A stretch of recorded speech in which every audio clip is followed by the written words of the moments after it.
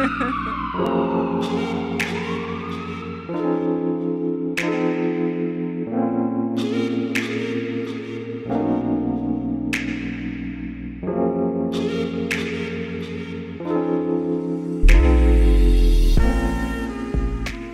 semua, kenalin nama gue Adit. Di sini gue ditemenin sama temen gue. Halo, perkenalkan nama gue Bagas. Oke, jadi di sini kita bakal bawain sebuah program yang namanya itu Klise Online. Emang apa sih klise online itu? Jadi Klise Online itu kepanjangan dari Klinik Seksual Online. Klinik jadi, seksual online. Ya, jadi intinya kita bakal ngebahas seputar kesehatan seksual. Ini okay. kita bakal ngobrolin lah kasus-kasus, terus cara pencegahan dari kasus yang lagi sering naik di akhir-akhir ini gitu, yaitu kesehatan seksual. Kan kemarin-kemarin lagi rame tuh HIV/AIDS. Ya, terutama di Bandung, Jawa Barat. Bener banget, tuh rame banget kemarin tuh. Bandung, Jawa Barat itu jadi kota paling tinggi kasusnya HIV/AIDS. Itu gue baca tahun 2022 bulan Agustus. Berarti baru-baru ini kan? Baru-baru ini banget. Mungkin gue bacain beritanya kali guys ya. Boleh. Bandung menjadi kota dengan kasus tertinggi HIV/AIDS di Jawa Barat. 25 Agustus 2022. Baru-baru guys. 2 bulan lalu ya. Kasus positif HIV di Kota Bandung tertinggi se-Jawa Barat dengan jumlah 410 kasus dari total 3.744 kasus. 3.000? Iya, itu total. Total. Tapi kemarin laporannya 410 kasus. Dapat lagi 400. Iya. Dapat lagi. Rekor. Hal itu berdasarkan data dari Dinas Kesehatan Provinsi Jawa Barat pada Januari hingga Juni 2022. Jadi beritanya baru keluar Agustus. Sebenarnya itu dirangkumnya dari Januari sampai Juni. Ya. Sementara tertinggi kedua didapatkan Kabupaten Bogor dengan 365 kasus. Kota Bekasi 365 kasus juga. Kabupaten Indramayu 352 kasus dan Kabupaten Bekasi 217 kasus. Lu orang Bekasi kan guys? Gue juga kaget sih. Oh, itu Bekasi ada juga. Tempat gue. Jangan lu? Oh enggak ya? Enggak. Gue nggak masuk. Penyebab penularan HIV/AIDS di Jawa Barat adalah hubungan heteroseksual, homoseksual, biseksual, pengguna nafsa suntik, dan penularan dari ibu kepada bayinya. Jadi penyebabnya bisa karena berhubungan lawan jenis, terus juga homoseksual, berarti kalau nggak laki-laki sama laki-laki. Iya, banyak juga ternyata ya. Perempuan sama perempuan. Ada juga cowok-cowok tuh. Iya, dan juga nafsa suntik. Itu nafsa suntik bisa dipakai buat narkoboy kan sih? Kayaknya iya deh. Nyuntikin obat kan? Iya, nah itu obat. Mungkin bisa juga? Gak steril. Bisa lah. Bisa lu nyuntik. Ya, gue mah kayak lu. Itu bahaya tuh. Iya, karena itu kan bekas tubuh dalam lu. Oh iya sih. Itu juga nggak higienis. Lalu ada tanggapan nggak dari berita tadi guys? Ini kan lu sebagai orang Bekasi itu kan kesebut nih Bekasi. Itu kan orang Bekasi. Coba lu ada tanggapan nggak dari berita tersebut? Gue tuh sebenarnya punya kenalan. Ya, cewek apa cowok nih? Cowok. Nah, oke. Cowok ini dia pokoknya udah umurnya legal lah. Legal. Oke. Terus dia pokoknya tuh kayak dijajanin sama temennya nih. Ditraktir. Dijajaninnya tanda kutip nih ya. Tanda kutip. Ya mungkin paham lah ya. Paham lah. Ya. Kalian semua paham lah. Ya. Ditraktir jajan Ya. sama temennya. Terus singkat cerita, berhasil lah dia udah dijajanin nih. Iya. Udah dijajanin lah, udah dijajanin. Terus kayak keesokan harinya timbul lah kayak penyakit yang ke dirinya gitu. Oh, penyakit kelamin ya? Penyakit kelamin lebih tepatnya. Dan dia yang tadi nggak disebutin di berita tadi itu salah satunya itu ya? Jajan itu ya? Dan nggak disebutin dan ya? bahkan tuh maksudnya bukan kayak penyakit kelamin juga, itu bisa kayak ke tubuh yang lainnya gitu. Kalau dia serangnya di tubuh yang lain atau di kelamin? Dia dua-duanya. Serius dia. Kasian banget kan gue. Awalnya gara-gara Masalahnya dijajanin. kalau jajan sendiri oke lah. Oke lah. Dijajanin. Gue kasian banget. Tapi Kasian sih emang. kelanjutannya lu nggak bisa ceritain nih. Nggak bisa. Cuma nyampe situ intinya dia kena intinya gitu. Kena penyakit. Enggak awalnya emang penyakit kelamin doang. Ntar lama-kelamaan dia kayak kekebalan tubuhnya rusak lah ya, kena juga. Kayak lemes banget lah dia gitu. Oke. Mungkin itu salah satu penyebab dari penyakit kelamin tuh. Iya. Kekebalan tubuh jadi rendah juga pasti. Iya, kan? bisa jadi. Nah, tapi ceweknya gimana guys? Ceweknya ya kayak lah aku pulang dengan duit gitu. Maksudnya gak apa-apa? Gak apa-apa. Jadi dia nularin doang? Kacau sih. Gak kenapa-napa, gak, yaudah kayak biasa aja gitu. Berarti hikmah dari kasus yang lu ceritain ini menurut gua itu pertama harus pilih circle pertemanan, pertemanan sih. pergaulan ya. Iya. Karena ini yang parah masalah dia dijajanin sama temennya. Iya, kompor-komporin gitu. Iya, karena udah legal. Iya, gitu udah kan. legal kayak gitu lah. Berarti intinya jaga pergaulan lah ya. Iya, sama ya kita harus tahu lah gitu, selektif memilih teman lah gitu. Oke. mana yang baik, mana yang membawa kita ke yang baik, mana membawa kita yang ke buruk gitu loh. Setuju gua. Benar. Oke, mungkin ke next berita. Cerita. Ini menarik juga nih. Jadi pada tahun 2010 nih di tempat kita berkuliah dan sekarang kita nge-tag podcast ini, Oke. itu ada kasus kondom laris manis di Jatinangor.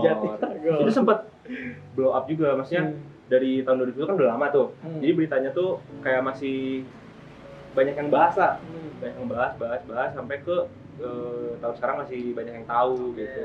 Dan kenapa bisa ketahuan? Sebenarnya awalnya nih ya, jadi ada cerita gue baca di Kompasiana. Gimana tuh? Jadi ada yang bilang dia itu bukan orang Bandung, bukan orang Jatinangor juga. Dia dari luar Jawa Barat, dia kesini khususnya ke Jatinangor gitu ya. Terus kebetulan itu lagi cuaca buruk, mungkin bulan-bulan November yang ada berbernya lah ya kayak sekarang gitu. November. Nah, pas hujan gede di Jatinangor tuh banjir. Okay. Ya penyebabnya kan biasanya banjir sampah kan. Sampah Jatinangor apalagi sampah dong, plastik ya. gitu kan. Nah, ternyata ini ada lucunya lagi. Apa tuh? Begitu surut, bukan plastik kayak dari rumah tangga doang, kayak bukan plastik hitam, bukan plastik yang ditemuin tuh. Bukan plastik dari rumah makan, bukan. Plastik karet. Kondom. Itu banyak banget bekasnya. Banyak banget. Iya. Nah, ini jadi pendapat lu gimana guys dari berita tadi? Ya kalau menurut gue nih ya, di satu sisi itu tuh bagus. Karena mereka tahu kayak ini itu buat pencegahan. Ya, itu salah satu upayanya ya, lah ya. upaya pencegahan lah gitu. Tapi di satu sisi juga ya mereka harus tahu lah, maksudnya jangan buang sembarangan. Benar. Karena kan orang-orang nih taunya kayak banjir, wah banjir karena plastik nih. Ya, wah karena buat sembarangan nih, botol nih gitu kan. Wah, setelah surut, itu banyak banget karet. Ditemukan karet kondom. Tuh, itu kalau pakai itu limbahnya kita harus bisa tanggung jawab ya. Oke, sip. Next mungkin kita bakal ngebahas tentang seks bebas di kalangan remaja. Di kalangan mahasiswa. Bukan remaja, lebih mahasiswa nih. Lebih detail lagi. Nah, ini lagi marak, terutama di kota-kota di daerah-daerah mahasiswa lah kayak Jatinangor gini. Jadi itu tuh sebenarnya jadi salah satu penyebab terbesar juga seks atau seks bebas di kalangan mahasiswa itu. Nah, pendapat lu gimana guys? Pendapat gue nih ya, pendapat gue satu doang. Apa? Satu doang. Jangan ngekos di dah. Paham lagi. Itu gak tau kan? Sebenarnya bukan itu aja. Ya, mungkin banyak lah ya, karena seks bebas itu pertama dosa. Kalau mikirin dosa itu dosa. Itu dosa banget lah. Terus yang kedua juga ya itu kalau misalnya kotor, gak mandi dulu. Nah iya benar. Itu jadi sarang penyakit gitu. Oke, selanjutnya ada segmen lagi yang gak kalah menarik dan gak kalah seru nih dari kita. Dan pasti lebih seru dari kita. Lebih informatif juga. Oke, next. Check it out.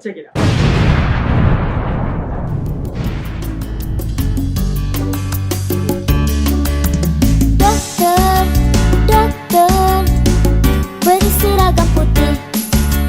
Dokter, aku seorang dokter. Selamat datang di segmen edukasi bersama saya Dr. Beries.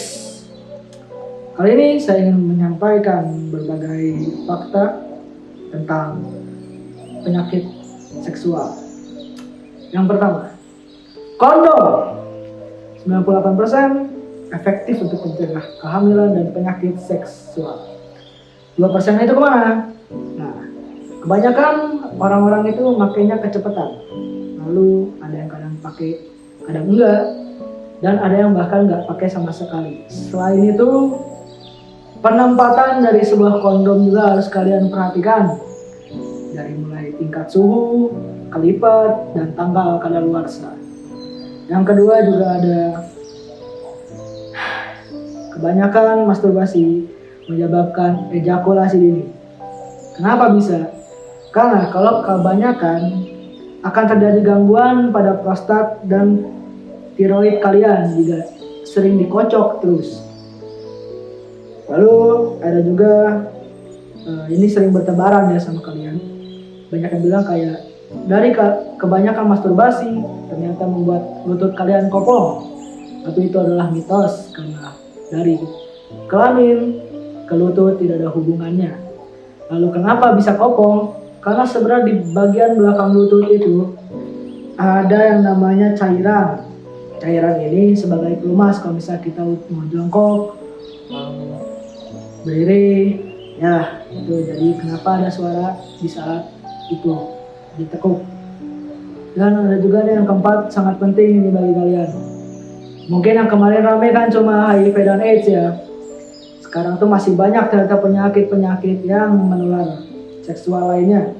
Kalian harus waspada ini bagi kalian mahasiswa ini. Yang pertama, ada sifilis, ada gonorrhea, ada herpes,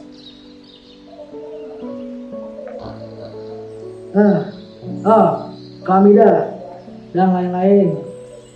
Sekian dari saya, semoga kalian tetap menjadi masyarakat sehat, kurangi seks bebas, dan pakai pengaman.